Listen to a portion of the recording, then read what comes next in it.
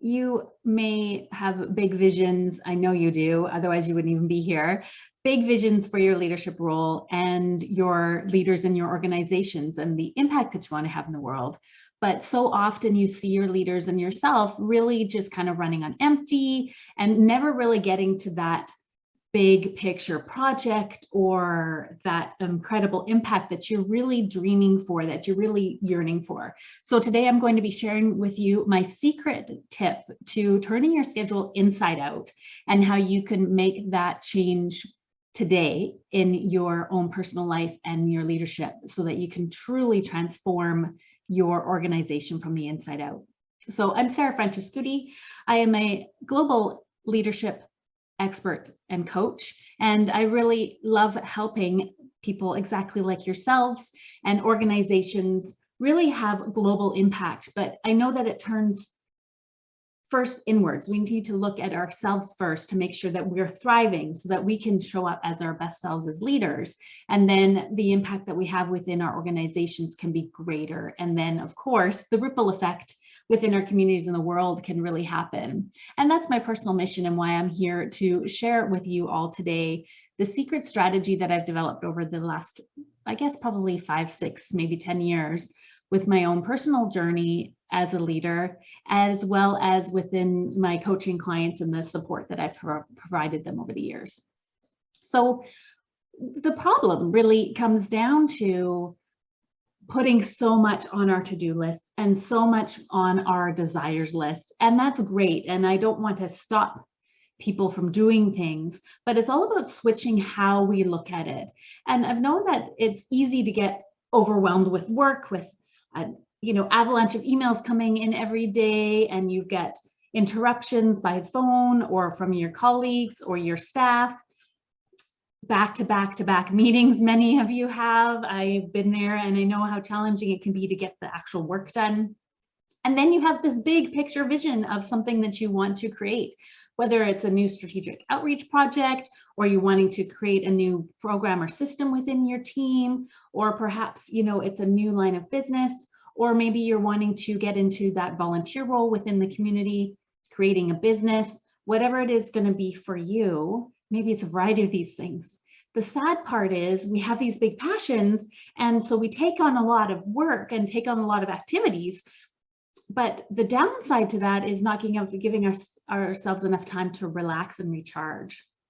So the inside out approach is basically flipping how you're managing your schedule inside out. So instead of looking at all your to-do lists, all of your meetings, everything in your inbox, and all of those projects that you're working on, and shoving them into your calendar everywhere with no time to go to the bathroom, no time to breathe, no time perhaps even to be fully present with your staff and mentor them like you want, not enough time to be present with your family because you're burnt out and tired by the time you get home every day.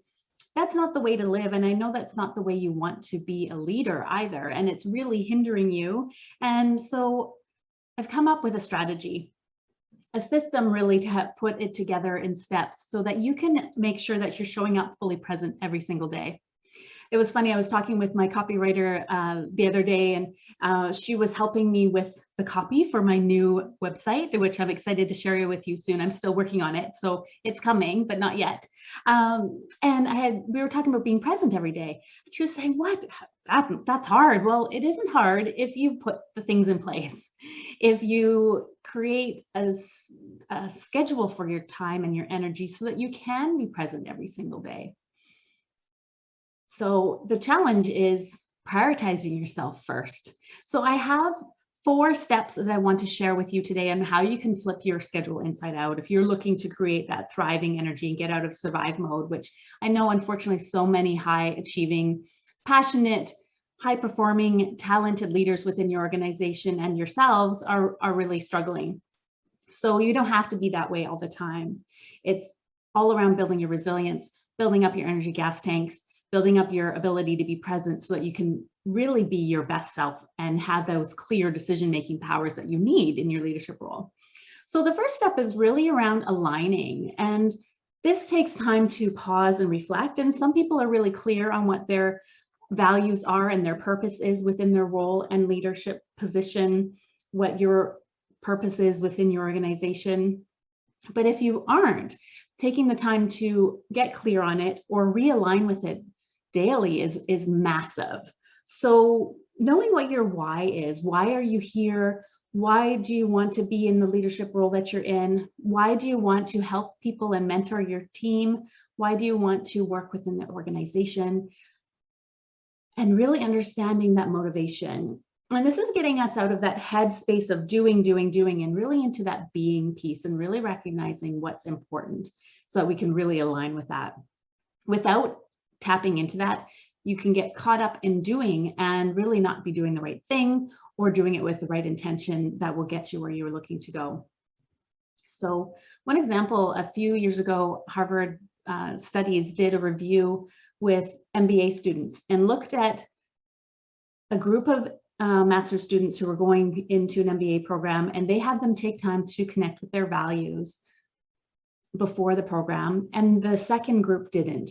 And they found the people that connected with their values before the MBA program ended up succeeding better. They were more relaxed and focused within their studies. They had better grades. And it was fascinating because we, in daily life, outside of an educational process, which can be quite intense, we still need to take the time to align to our values. And so not looking at just at your why, but also what your values are. As a leader, what kind of leader do you want to show up as? What's your brand? What culture do you want to create within your organization? Getting clear on all of those pieces will massively help you be aligned to that person that you want to be every single day. And then the third piece around that alignment step is really taking the time to create a system or a schedule within your day to give you space to align with that. So for me, that's really all around having a morning mindset practice and taking time to reconnect to those important pieces, that vision for myself and the impact I want to have in my coaching business, in my roles within my leadership position, in my director position, within my government job, within my family, all of those things.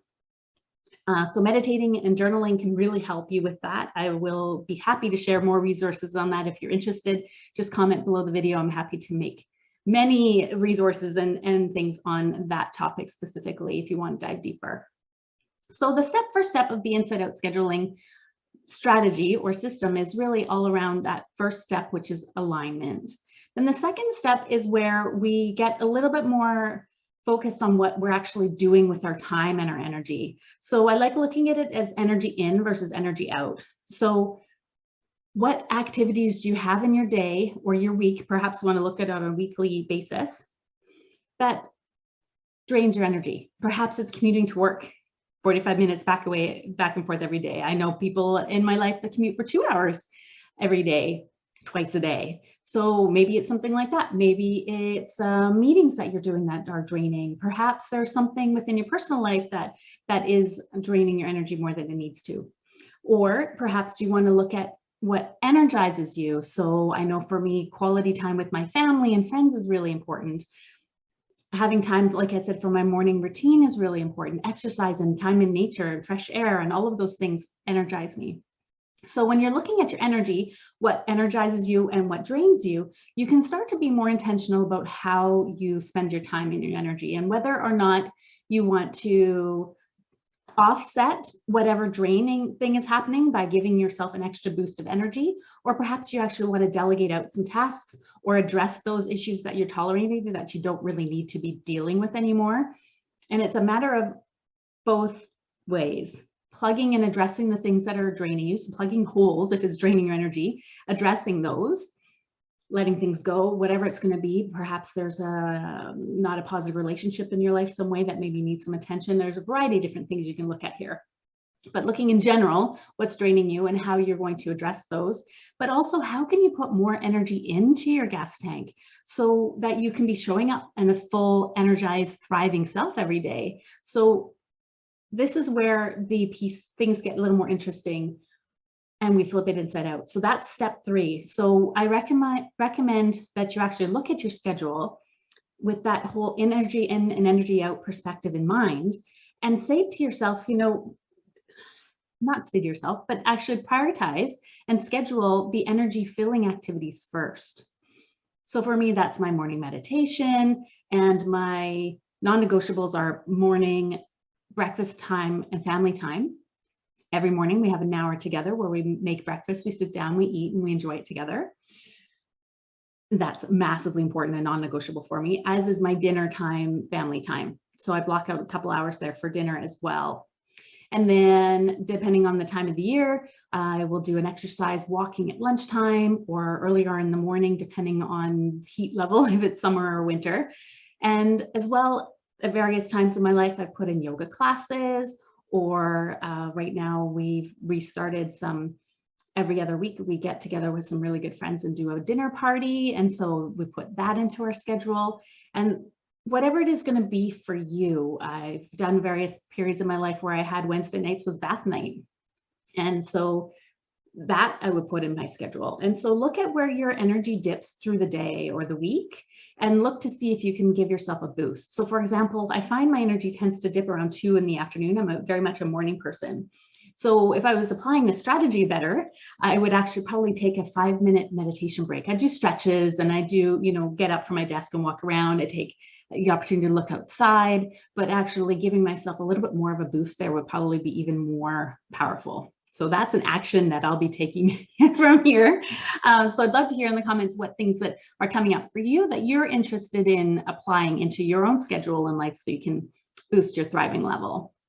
So the idea is basically you put an ideal schedule together for the work week and the day, the whole week, and then you put your work in around that. And so, well, I understand that, our culture looks at work from one point of time on the clock until the next point of time on the clock. But what I recommend doing is instead of working through your lunch like so many people I know do, or taking work home and doing it in the evenings, instead giving yourself that time to rest and recharge. Now, for me right now, this phase of my life, I'm doing director work on the weekends. I'm doing business coaching things over lunch hours in the mornings and at night. And so I choose to do those things. Like right now, it's over lunch hour. I'm doing this because I love it and it brings me joy and passion, inspiration, and fulfillment in sharing these things with all of you. And so I'm happy to be creating that time and sharing my energy in that way, because it's actually an energy in activity for me.